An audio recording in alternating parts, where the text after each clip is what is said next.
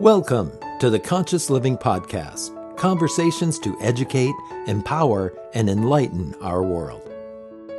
An uplifting and inspiring series of conversations and talks with your host, Jackie Woodside. We are educating minds, empowering lives, and enlightening souls to create a world where love prevails. In this engaging podcast, we deliver exciting, positive, transformative talks and teachings designed to elevate your life. Now, let's join our host, Jackie Woodside, for this week's session. Hello, everyone, and welcome today to the Conscious Living Podcast, where we seek to educate, empower, and enlighten our world. I am Jackie Woodside, your host every week here on the Conscious Living Podcast.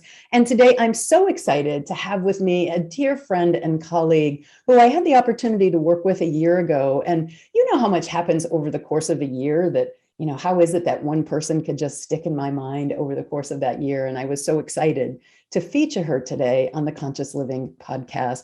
Brisa Alfaro is a speaker, an author, and a coach. She's a well-known keynote inspirational speaker. And when I say inspirational speaker, I don't mean that lightly. Brisa has had an extraordinary journey in her young life that is a unique experience with what I feel to be a universal message. And I'm going to invite her today, welcome her to the Conscious Living Podcast, and invite her to fill that out a little bit by say a little bit more about yourself, Brisa, and what story it is that I'm talking about. Welcome to the podcast. Thank you. Thank you for having me. So great to have you here. Okay, I'm so excited. First of all, Jackie, the last time we were on screen together, I was so impressed by everything you were saying. I needed to hear it as well. So thank you for that. And thank you for having me back. So great. Yeah, it's great to work with you again. Thank you. So before I go into my story, I have to tell you a little bit about who I was before. Yeah. And so before I was just a regular 32-year-old girl working in the beauty industry. I love life. I lived it to the fullest. I was very successful in my industry. I was featured in magazines. I traveled. I worked on celebrities. I was actually supposed to be on stage. I was on stage often, but before all of this happened, I was supposed to be on stage the very next day. And I honestly thought that I was at the top of my game in my industry. I was doing well, more than I ever thought that I could do. I mean, coming home, telling my family that I was working on celebrities and working New York Fashion Week and all of these things, I just never thought that this little hometown girl could ever experience that. Super exciting. Wow. Congratulations on that success. That's amazing. Thank you. Thank you. It was an amazing time. And when you're on that high, you never expect that the rug is going to be pulled from under you. Right. So you never expect that you're going to, take steps backwards in your life because you're making it, you're doing so much. Yeah. And it's hard to even imagine that something could derail you. Right. Like losing it all in a flash. In a flash. Yeah. Brisa, that's why I think your story is so important, because we all go through lives kind of like feeling like and thinking like we've got it all handled. Like you felt like I'm on top of my game. Things are going well, which is great. I mean, psychologically, we can't walk around like, afraid and worried that the rug's going to be pulled out from under us all the time. But your story is so universal of, being on top and then losing it all and having to decide at that loss who you were going to be and how you were going to respond. So go ahead and say a little bit more about what happened. So, yeah, you're right. You just don't ever expect it. You're not ready for it when something like that does happen. And I was not ready for it because of the life that I was living and all the things I had to do. And I didn't think I had time for anything like that to happen to me. Right. But right. I don't have time for this. No, I didn't have time for it, but the universe had a different plan for me. And I ended up inside of a New York City hospital with a less than 1% chance to survive. Wow. I didn't understand it at the time what that meant, but going back, I ended up in the hospital. I didn't know what was going on. I knew everybody was speaking around me. They were speaking about me. My doctors were saying, Brisa, this is happening, and is she allergic to any medicine and all this? And I'm like, what's going on? Could What's you going on? understand what was being said? Could you understand the language, the words? Yes. You Yes, could. Okay. I just didn't understand why they were making a big fuss. Because I was at the hospital for a symptom that was unrelated to what was about to happen to me. So I was regular, checkup. It was nothing big. And then all of a sudden I've got doctors and nurses all around me, and all of them are speaking to each other, but not to me. And I thought that was very odd. They would ask questions, I would answer, they wouldn't respond. I didn't understand that. So it was very frustrating because I was trying and no one was listening. And I know that happens often in our lives, right? Try and try and try to talk and make your voice heard, and no one listens. And that's exactly what was happening to me. However, it was because I already had my stroke. So the kind of stroke that I survived was the kind of stroke that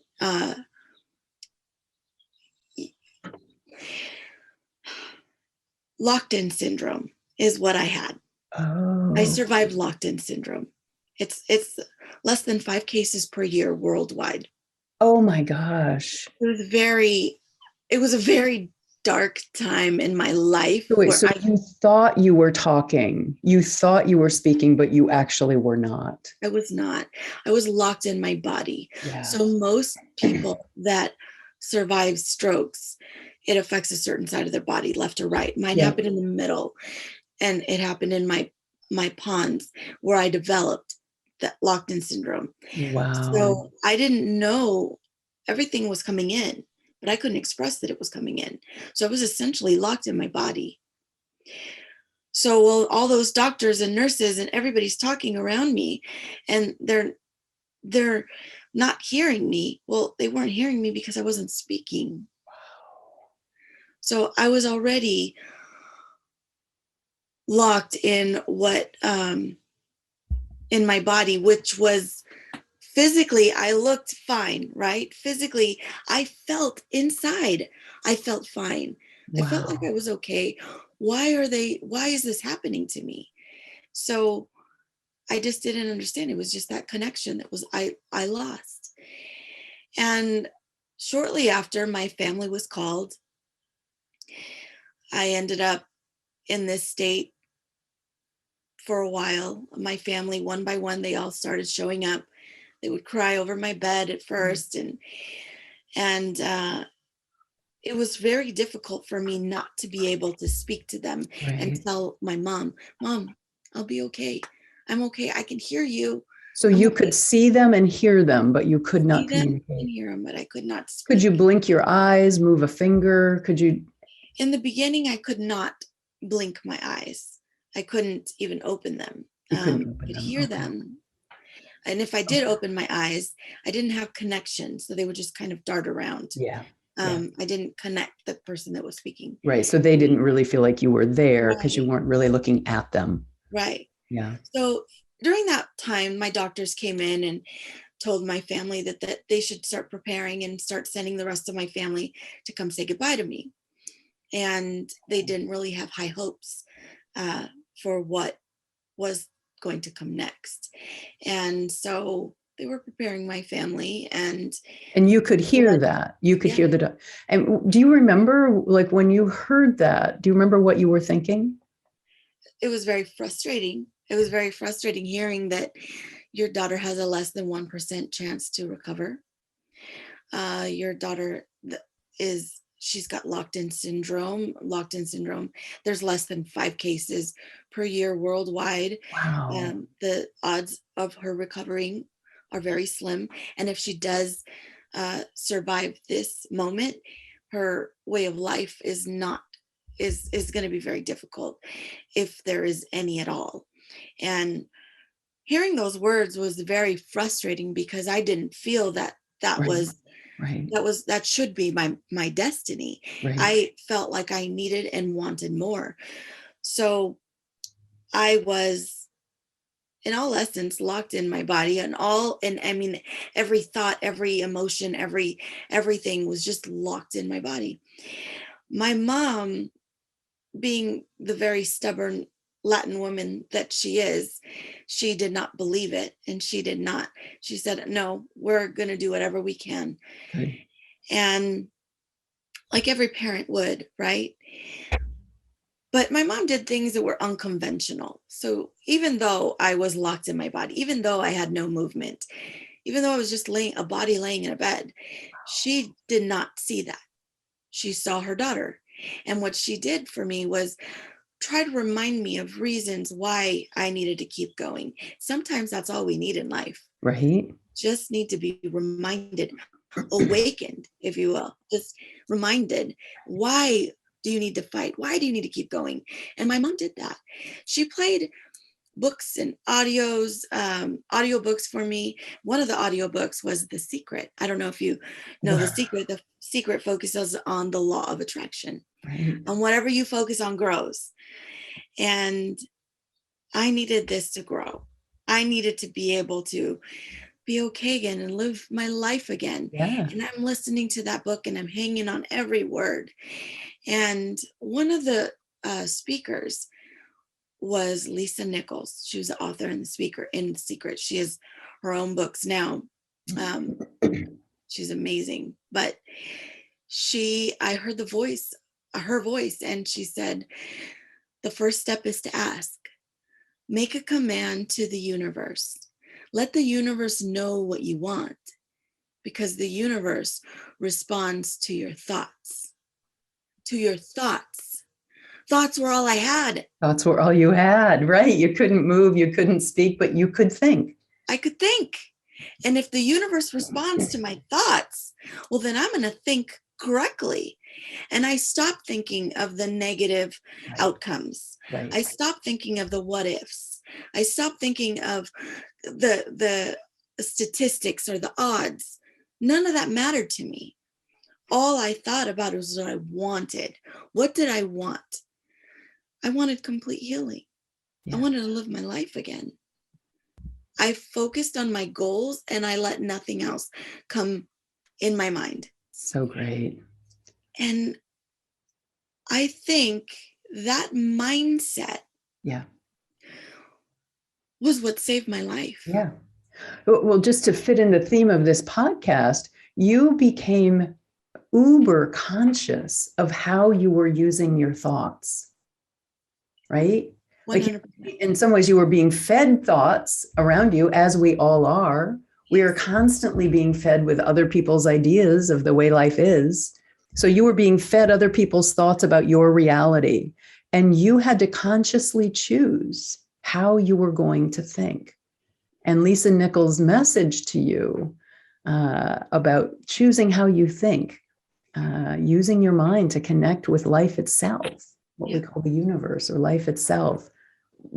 As you said, it saved your life. Like if that hadn't have happened, you would have still been in this kind of mystical, what's happening to me place. So I think that's what a lot of us do. We focus on the things, the outer things that are happening in our lives. Yeah. And we don't realize that it's within us. We worry about the circumstances. We sometimes worry about them before they even happen. Yeah. And then that, as a result, keeps us from growing. And so when I stopped worrying about what it looked like, I started moving forward. Yeah.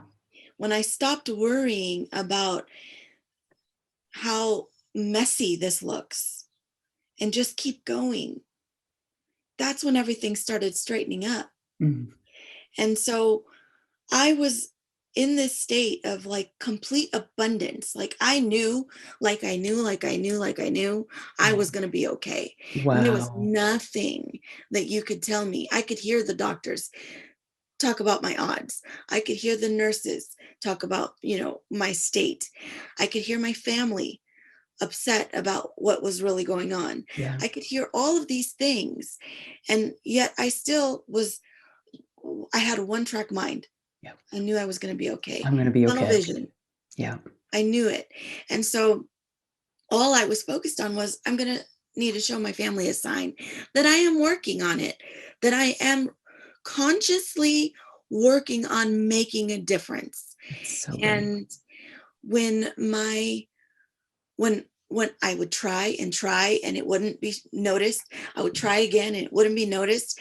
And one day my mother noticed I flickered my pinky. Wow. And that sent the room, like my mom, everybody that was around, they were so excited. Right. Was that the first time you had actually physically moved your body?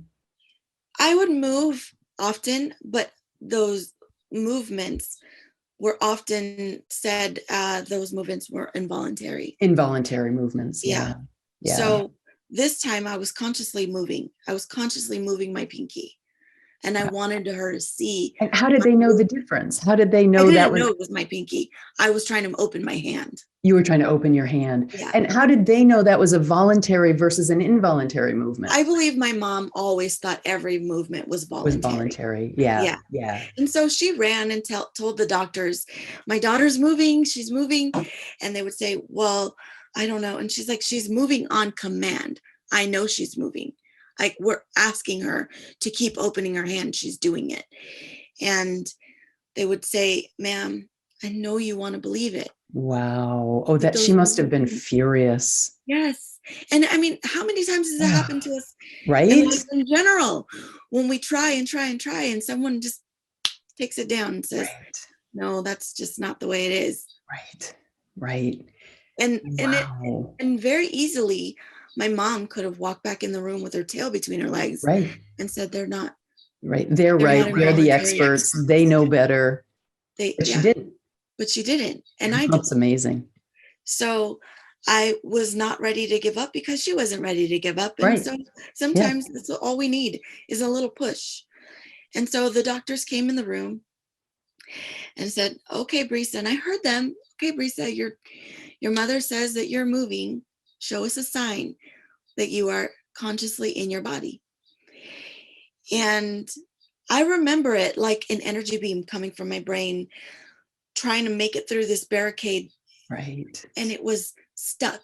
It was similar to when your computer is loading and you get that little circle. Yeah, the beach ball. It was just loading and loading. I'm like, come on, you can do it. Get through. You can do it. Get through. It made it through all the way down to my arm. When it got to my hand, again, it was loading. One of the doctors says she's not doing it. And just in that moment, I started to believe him. Wow. I started to think, maybe I can't do it. Maybe I can't do it. Maybe he's right. I realize that people are going to intentionally or unintentionally step on your dreams. Yeah. And you may be working so hard to make a difference, and someone will come in and not notice the work that you've been putting in. Right. And that's what happened in that moment. But I needed to gather my courage, my everything that I had inside of me.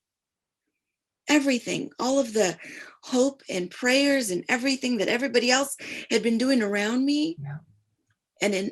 And for myself, I needed to gather that. I needed to gather that energy to be able to show them the sign that I was in my body. Yeah. And in that moment, I was able to flicker my pinky again. Wow. I Did made the another doctor see pinky it? move. Did the doctor see it? And the doctor saw it. The whole world, the whole room erupted. And they were so excited. They're like, oh my God, she is in her body. She did it on command. I did it a few more times. And after that began my recovery. Now I was no Wow. longer given a sentence. Right. Now, I how was long was that? now Was that a few days or a few weeks? What between the stroke and a few the weeks. pinky? A few weeks. Yeah. Wow. Yeah. And now I was able to focus on my recovery. Yeah. Now I was going from not having a recovery to actually recovering. Right. So I knew it was going to be a long journey, but I knew that it was going to happen with pinky moves. All I got to do is just keep flickering my pinky. Right. Just keep doing that. And I did. I was able to move my arm. Then the next thing that came back was my complete right side. I was able to move my leg. And months later, I was able to move my left side of my body. Everything came back. I mean, months and months and months of recovery. But eventually I was able to sit up in a wheelchair. And I remember going back to my doctors, asking him, Doc, when am I going to walk again? And my doctor would say, Brisa, you are amazing. The things that you have accomplished, it's amazing. Yeah. And it doesn't happen to everyone. And you should be grateful for where you're at right now. Wow. So again, just setting those limitations before you. And I said, Doc, I want to walk again. Right. Of course. We always have, we'll hit a level We of want to do the success, next. Yeah. but Right. sometimes we want a little more. Right. That doesn't make us selfish. Well, that's what we're here for. We're here for that kind of growth and expansion. Yes, Yeah, we are. you had already attained the unattainable and achieved the unachievable. So why stop there? Oh, sure, I'm going to recover just so I can spend the rest of my life in a wheelchair. Not that that's a bad existence. Lots of people live that way. But if you knew that you could make your body do, if you could will yourself through energy and intention and mind control to recover fully, why not? Well, I saw this as another challenge. Right. Just as I did before. Right. So now I thought, okay, I have to be happy with what I have. I am happy. I am completely happy. However, I want more. However, I know I deserve more. Yeah. And I will receive more. And I remember making it my goal. I didn't tell him, but I just made it my goal. I will make this. I will do this. I will walk again. The next time I came in, I was in a walker. And I said, look, I'm walking. And I said, but I can't wait to walk without this walker. And he would say the same thing, Brisa. No, again? This is amazing. You have to realize what you went through. This is amazing. I said, Doc, I don't disagree. This is amazing. Yeah. Yeah. And I am very grateful. Yeah. But I want more. The last time I started walking with a walker, walking with a cane, then I was walking unassisted. Wow. Then I walked into my next doctor's appointment and he said, you're walking unassisted. Yes, I'm walking unassisted. And not only that, I didn't even need to make this appointment. I just wanted to let you know, last weekend, I ran a 5K. Wow. So I think sometimes we need to make those goals for ourselves. Yeah. Not for other people, not to spite other people, but to do it for ourselves. Yes. We really need to do it for ourselves.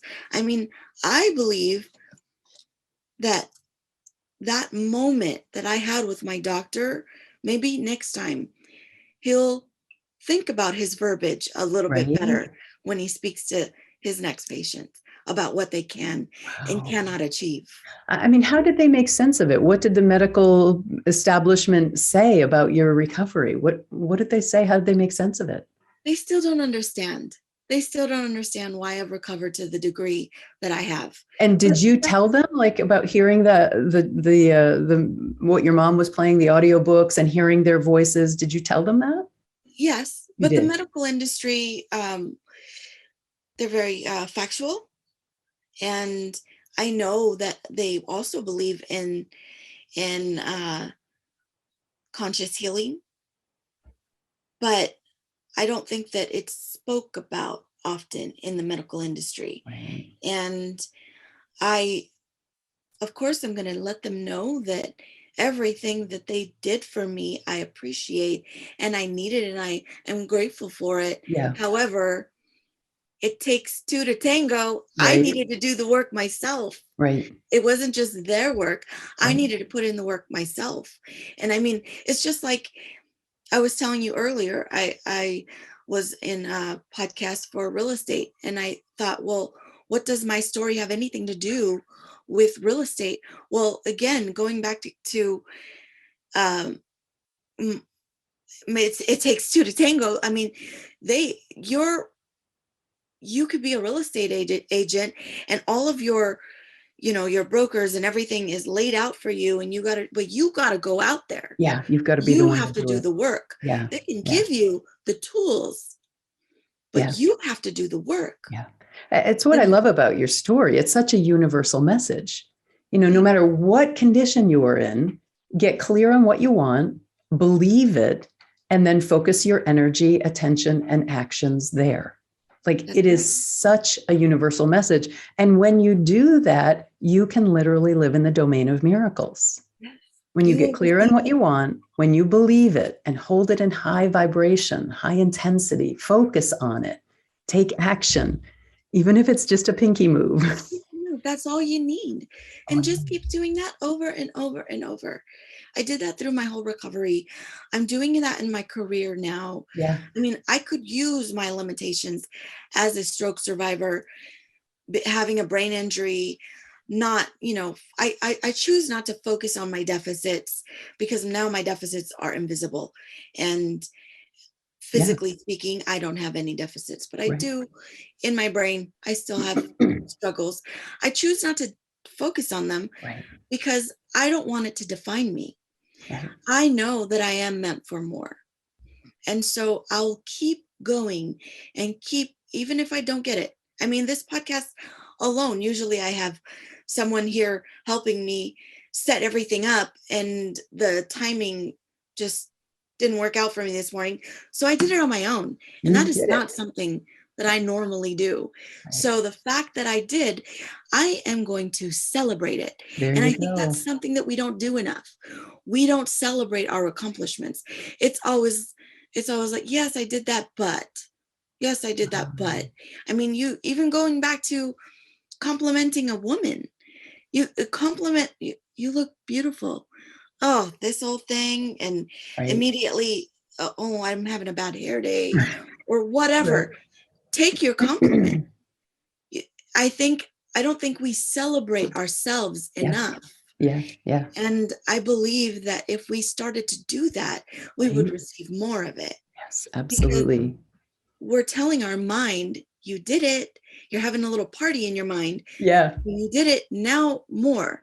Now more. You want that feeling again. Yes. So you're going to keep striving for more. That's joy, right? Setting out a goal that you don't think you can accomplish, going out after it, getting it done, and recognizing I did that. To me, that is a joyful experience of doing something that you did not believe you could do. There's such strength. Yeah, there's such strength in that. There is. So how long was it between the stroke and when you'd say you were, if you will, quote, fully recovered? And I know you still are a brain injury survivor for sure, but how long was it, would you say? For my whole recovery? Yeah. So I am going on 8 years now. Okay. I wouldn't say that I'm fully recovered. Yep.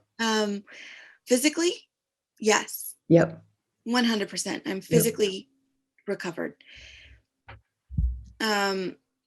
However, there's a lot of other things that I deal with. I mean, I've had several surgeries on my airways. because I was trached. You were So trached. I was having Wow. surgeries once a year. And I am now at the point where I am a year, almost 2 years. So I was getting them done every 6 months. Like Wow. if it was every 6 months, and then it was every 9 months, and then I'd go back to 6 months. So it was Wow. a challenge Yeah. that I had to go through. Yeah. But in every surgery, I knew I was going to be okay. So I great. knew. I think that's important. Yeah. I think that's Yeah. important to give yourself no other option Mm. and believe it. I mean, I think we limit ourselves and we believe that because of XYZ, I won't be able to do whatever Right. it is. Right. So me becoming an international best-selling author, me becoming a speaker, speaking on platforms all over the world. Yeah. Before I would think, that's not for me, that's for other people. Right. But I have to realize, like, I do deserve it. Yeah. I do love myself enough to believe that I deserve it. So beautiful. And I think all of us feel we get to a certain point in our careers or our lives, or, as growth as parents or whatever it is, we feel like, well, I've done the best that I could. And at that point, we stop celebrating. Yeah. And I think it's important that we continue to celebrate that you have been doing the best that you can. Yeah. And as a result, you will be attracting more. Nice. Nice. Yeah. Keep celebrating and keep striving, because it is in setting the next goal. I really just so believe that's our purpose. And the other thing I want to highlight, Brisa, of what you're saying is that, accomplishing big things takes time. It does. You're 8 years post-stroke, certainly you're back functioning, making a huge difference, writing books, speaking on stages, traveling the world. It takes time. It does. That didn't happen overnight. And you had to decide, when life gave you a stroke and incapacity and locked in syndrome, you had to consciously decide how you were going to live. And that is the question before each and every one of us today. How are we going to live? So, Brisa, I know people are going to want to track you down and follow you and maybe have a conversation with you about your work. Where can people find you and get in touch with you or follow you? Well, you can go to BrisaAlfaro.com. You can connect to all of my social media right there. Through there. Nice. From BrisaAlfaro.com. And also, I've been talking about pinky moves a lot. And if you ever want to be reminded what a pinky move is, and I have a free gift there for your listeners too. They can go to pinkymoves.com. Nice. And what's the title of your book? I see it over your shoulder. Limitless. Limitless. Right. Exactly. Okay, great. Thank you so much for being with us. I feel inspired. I feel lifted up. I feel like I'm more from having shared this time with you. And I know all of our listeners feel the same way. So thank you so much, Brisa, for being with us today on the Conscious Living Podcast. Thank you. Thank you for having me. Absolutely.